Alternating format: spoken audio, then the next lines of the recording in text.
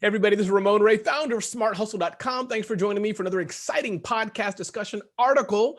And if you're hearing the sound of my voice, reading this article or watching this video, you can give it a like, give it a share, give it a comment. If you don't like it, just privately email me. But we want you to engage, share with others. I'm really happy today to talk to Mike Knoop, who's the co-founder of Zapier. And Mike, thanks for taking the time to be here today. Really appreciate it. I think half of my audience uses Zapier and knows Zapier. The other third has no clue what you were, but probably some of their friends told them. And the other third are like, who cares? So welcome, Mike. Thank you, Ramon. Appreciate having me. Excited to dig in. Absolutely. So Mike, listen, before we begin, briefly, feel free to, in your words, share with us what is Zapier, why it's so cool. I could do it myself. I'm an ardent customer, but please share with that. Let's start there. Take a few minutes to unpack that. If you want, you're welcome to share a few highs of the story, but I really want to dive in today, I think, with your team. And what we want to talk about today is this aspect of no-code software, why it's so important for Zapier today. But feel free to unpack a bit what Zapier is and what brought you here today. I think you guys have been around for 8 or more years, can't remember. So feel free. Yeah, it's been a journey too. So Zapier is software that helps folks connect apps together to automate kind of a lot of tedious tasks that crop up in kind of work and helping folks do more with less. I think some of our best customers tend to not just see Zapier as like a time-saving tool, though that's certainly something that it is used for.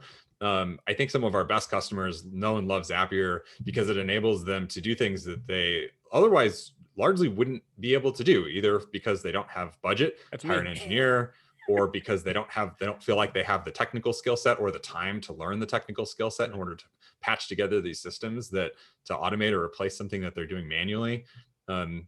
Frequently it's a software tool that helps folks get more done with less. Absolutely. And then give us the summary of your journey. People can just do a simple Google search and find it. I'm not being lazy, but I want to respect time and get about other things. But basically, I know you're, as I understand it, I'll give my version, then you can fill in the holes. You're California, New York boys, I say it respectfully, who came together, built a company, had some struggles, rejected by Y Combinator, and et cetera, and then grew it. And I think from what I've read, a large part of it has been being close to your customers and content marketing, but that's the quick digest version.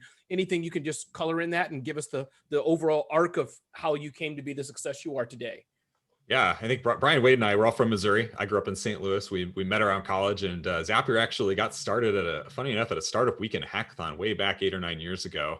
I think the initial inspiration for the company was like fairly straightforward. We'd all been using APIs and side projects in our day jobs, and we thought they were really cool. There was this growing industry around like web app and SaaS APIs, and we thought, hey, wouldn't those be cooler if more folks could just use them? We were doing the same implementation against those APIs over and over again. And that was kind of the initial founding idea of the company. And as Zapier grew and more folks, we got more and more folks into the product. One of the interesting things, Zapier has always been a work tool. It's been a productivity tool, but there was an unusual amount of love for Zapier. Like we would go to these user conferences that, our partners would put on, and folks would run up down the hallway and like high five us be like loving Zapier. I mean, it was just a strange, unusual amount of energy for what I thought of as, a productivity work product. And I think it tapped into this maybe more like fundamental need and excitement that folks had around kind of like individual empowerment, really. And I think, obviously Zapier today is used by largely, micro businesses, small businesses. And I think one of the reasons we've been as successful as we have been is not just because, again, it's a productivity tool, but because it taps into this more like a fundamental need folks have to be, how can I do more with less? How can I empower myself to grow my own business and run my business? Yeah, no, for sure. It's kind of, I guess, like, hey, if cars or other appliances we have, which we can't do for safety reasons, but meaning, man, if you could just hack, I need my car to do this, boom, boom, boom, boom, boom, it's done. Or back in the day when Radio Shack, right? You just go there and don't, are the sound effects, and it was done. Yeah. So self-empowerment. I think there's like a lot of like, there's interesting history on automation too. I think we think of ourselves as an automation company. And I think generally the history of automation has largely been, follows along the history of technological progress, which has largely been locked in the hands of like large companies that kind of deploy automation, and automation happens kind of to people. And our vision of automation that happens is that it works for people, right? That we're really serving the individual user, the individual team, the small business, the person who's just trying, like I said, to kind of get more done with less and have it go to work for them.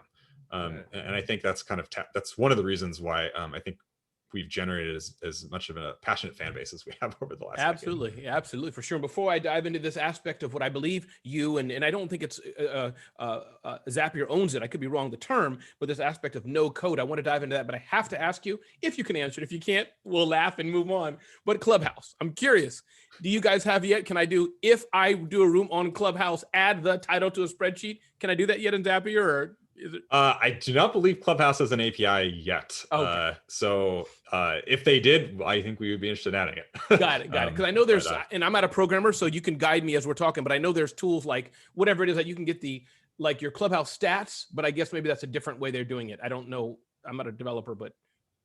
Possibly. Yeah. That's one of the kind of fundamental ways Zapier operates is we hook into all of these like public APIs that exist. And so if there's an API, Zapier can take advantage of it. If not, we have a pretty big partnership scene where we can try to make those happen. So in both ways, we can try to find a way to make it happen. Love it. So open up the box to no code software. Why is it so important for you, Mike? And before you talk about why it's so important, what does it mean? Why should we care? What does this aspect of no code software means? And I must say, Mike, I first heard it from a friend of mine. I was asking him for something about a programmer hiring somebody. He mentioned that term to me. He's a techie, and he mentioned, of course, Zapier. He said, Ramon, look at it. So I'm vaguely familiar with it because he opened my eyes to the more of the mindset of it. So, but please explain to us what that means to Zapier, why it's so important. Yeah, I do think it's more of a mindset, and I certainly don't. We did not coin the phrase. I would certainly not say we own this particular phrase. And I think the reality is most folks have not heard of like this phrase of no code. Right. I think the spirit of it and the idea behind no code is this. It's kind of this like idea of democratizing programming. There's if you look broadly in the world, you've got tens of millions of folks who know how to program, right? And to be able to get all the benefits that come as a result of being able to create software and all the leverage that you get as a result of being able to create software. And I think the idea of behind no code is we're at a point now in software where we're able to create tools, create software that allows you to get the benefits as if you were a programmer. And be able to build things in a way that you would without having to learn the full technical skill set of software engineering or programming or development. And that's unlocking that power for a much larger set of people and individuals across the entire world. And I think that's where you see a lot of excitement is what type of economic opportunity that opens up, not only for the world, but also for individuals to be able to again kind of do things that they wouldn't otherwise either be able to do themselves or have budget to hire for. Got it. And give us an example that, Mike, I'm familiar with Zapier that I can say, if I enter this into a spreadsheet, I'm making it up, make my alarm clock ring, or if I do this at the simple level in this app, I do these records, it can do this. But it sounds like possibly what we're talking about is a bit more advanced. If I'm right, can you help us understand the differences, or maybe I'm totally on the wrong track, but that's how I'm hearing, I think, where you're going. And give some kind of more concrete examples here. I think this is actually one of the best ways to explain Zapier is through examples. I think because Zapier is a relatively new tool, it sometimes is hard to explain and for folks who haven't actually used it before. But just in the context of like a small business, for example, one of the things a lot of folks use Zapier for is like lead management. So one of the common things any kind of small business usually has is if they're selling a product or if they're collecting customer information, usually that information after it's collected in some fashion needs to go somewhere. Something needs to happen. Right. It needs to be processed. It needs to be analyzed. It needs to get into an order system.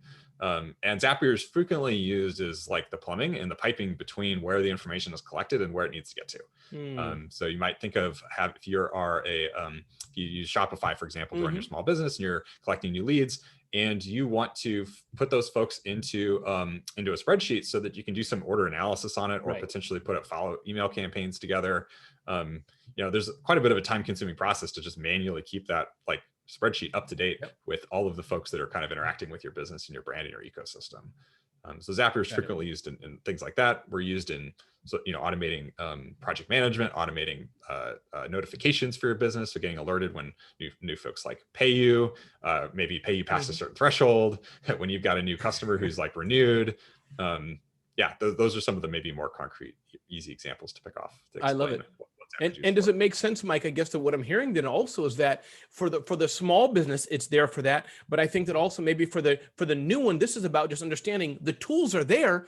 You just don't know it. So it seems it's not like it's complicated. You need to do all this. It's just the person out there right now who's struggling. The person out there right now who's wondering, I don't have the money to customize it for very low cost or no or minimal cost. You can still get things done and increase the productivity of your life, your business, and whatever else it may be. Does that make sense? Yeah, I think this is something we saw a lot of actually in 2020 with the pandemic, especially in Yes. the United States.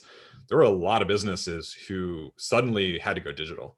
Mhm. And Zapier is an interesting spot where we're primarily useful for companies that have already adopted other digital software, right? Zapier really, if you are not completely 100% offline business, Zapier is really not going to be Right. able to do much for you until you've already adopted some of those other digital tools Right. that we can interoperate with. If you're just blowing balloons in the carnival, Mike will buy one from you, Yeah, but you sure. We don't might need have his some service. aspirations to help those folks in the future, but today, Yeah. at least, you have to use some of the other digital software Yes. in order to really get benefit from Zapier.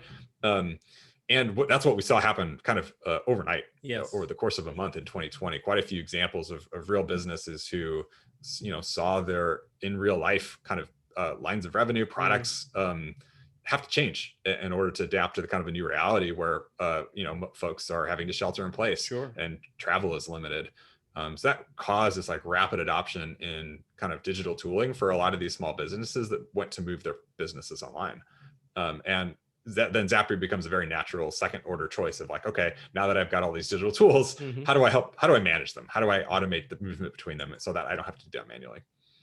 Yeah, no, that makes sense. And I'm curious, what does the Zapier ecosystem look like, Mike, in this respect? A company, let's take a Shopify or anybody else, any big brand, forget the name right now. Is there a concern that, hey, if they start developing what we're doing, we're screwed? Or is it we want more developers or like the web developers and techie people to partner with us to help their clients? I'm curious how that works for Zapier. Who are some of your stakeholders? Besides me, the end user, I type in my card, I do it myself at 3 a.m. I'm sure there's a lot of people like that. Yep. After those people, who else is important to Zapier? Yeah, and to be really clear, like that is the main person that we seek to serve, right? Is Okay. we really want to empower the individual to be able, like I said, to kind of get more done with less. Now we interoperate with over 3,000 plus partners today. Sure. Those are our ecosystem partners, folks, like the MailChimps of the world, like the Googles of the world, like Facebooks of the world, like Shopify's of the world. And the way that we integrate with those folks is by exposing kind of triggers and actions into their ecosystem so that when something happens in one of those pieces of software, you can take some kind of automatic action within Zapier, or whenever something happens within one of those tools, you can cause an action to happen inside of one of those pieces of software. So we look at kind of that partner ecosystem as kind of the inputs and the outputs is a good way to think about it. And Zapier is kind of the central engine that connects all those inputs and outputs together to allow you to build that automation. Got it. I love it. Would you mind, we have a few minutes left, Mike, I'd love to talk about just small business, your tips and advice for small business. It sounds to me, Zapier has a journey to go in its own growth. Who knows where the next 5 years or 10 years, but from what you've learned so far, Mike, can you talk to the people listening to us today, many who are small business owners, many who are entrepreneurs, many who are freelancers, maybe they want to be the next Mike or humbly the next Ramon or whoever it may be. Any advice from them as you think back to your career, like, hey, here's one or two things we did wrong, we can help you avoid it, or 2 or 3 things that everybody should do. Use that space just to give us some advice from your playbook. Sure. Well, I don't think it would be too surprising to hear that Zapier uses Zapier pretty heavily as we've grown our own business and run our own business. Yes. And I think back to, one of the more unique aspects of Zapier is we've been very capital efficient as Zapier has grown. We've, I think famously only raised one round of seed funding back in 2012 when we were just getting the business started. And since then, we kind of haven't been on that VC treadmill. That was a very kind of intentional decision to try to build the company in a very capital efficient way. Right. And a couple of the decisions we made along the way, one was obviously we're a fully remote company. If you aren't familiar, we've been remote since 2012. So I know a lot of the world went remote in 2020, but we had quite a bit of operating experience as a fully remote company up to that point. So we didn't have large capital expenses like needing to buy or rent office space. And then the second one was we just were really, every time we were thinking about potentially like how do we get how do we scale the business? Like, what is the next kind of thing that we want to do for this business? We'd frequently ask before hiring, like, okay, how do we get that done? Is that a role that we think software can do? Now, obviously, you kind of have to hire in order to grow no matter what. So then it became, how can we make software enable those folks so that the folks we do hire can spend the majority of their time on the important work as opposed to the more menial work of having just to move data around or kind of manage a very manual process. So we frequently looked to software and Zapier in a lot of instances to make that happen in our early days of doing early customer development, building the early product, getting early feedback. A lot of that we had automation set up to help with. I love that. Do you find that, and this is, I'm just making inferences, that your peers and friends in the industry possibly, and fails probably the wrong word, but for sake of English conversation, who failed, maybe that's one thing that they did wrong conversely is, man, Mike, we took all this funding or we spent all this money on whatever it was, the proverbial water cooler or extra marketing or agent stuff we didn't need. And they're like, now we're in debt and it didn't work out and we have no money. Is that maybe one thing, the reverse of that small businesses or your peers or startups, a cautionary tale to learn? Does that make sense? I do think that is, in kind of, I guess, the United States nomenclature of what a small business is, I do think that is one advantage that they actually have. I actually think too much capital is not good. It creates these kind of quite bad incentives where it incentivizes you to figure out how do I like scale this business maybe before it's ready, before you feel like you've really got a product that works. Now, obviously, in the context of Zapier, it's a software product, so there's some natural benefits of scaling. But a lot of small businesses operate first and foremost in their local communities, right? So I think there are some natural benefits in that operating model where you get much faster feedback. This is something that we optimized for in the early days, was trying to get in front of our customers on a daily basis. We would frequently ship a change to our software in the morning and show customers that afternoon and get feedback, and then wake up the next day and do it again. That kind of feedback loop became really vital for us. And I do think that's something that, a smaller team has an advantage over, because you just naturally get that faster feedback loop with customers. Yeah, no, for sure. And it seems like, I don't know Zapier, I've never been to an office or your bedroom or wherever it is, but it seems like you all care about what you're doing. Like you really care about the customers, just the mojo, the DNA, your customer support, the words you use on the website, just knowing you for a bit, it seems like you all really care about what you're doing as well. Like it's a mission to help small businesses and others. So kudos to you all. Yeah, I think that's certainly grown. And I think that's very aligned with how we think about it is, we want to empower the individual, really. How do we take this like kind of new technology that is relatively new in the history of the world and put it in the hands of as many people as possible? I love it. That is powerful. Mike, anything I didn't ask you? I'm sure there's 10,000 things I didn't ask you, but anything that you wanted to express today on this discussion that I didn't ask you that you wanted to bring out, feel free to do so, or if not, that's fine too. I guess I think probably the thing that I might express is if you have not checked out Zapier yet, give it a try. Zapier.com. We, like I said, connect over 3,000 apps and integrations. So if you use any kind of digital software to run your team, run your process, run your company, there's likely a way that Zapier can help. So check us out, and hopefully we can find a way to help save some time and help make your company more effective. Absolutely. And this is Ramon Ray, and I'm a fan of Zapier, and you should definitely use Zapier because I use it and love it. But Mike, listen, thank you so much. And once again, everybody, this is Ramon Ray. You're welcome, founder of smarthustle.com. If you're listening to the sound of my voice, reading this article, listening to this podcast, please give us a like, give us a review, share it with somebody else, how it's helped your business. Give us a comment so we can know that we're here to serve you. But once again, thanks for listening to the discussion between Mike Knoop, co-founder of Zapier, and Ramon Ray, founder of smarthustle.com.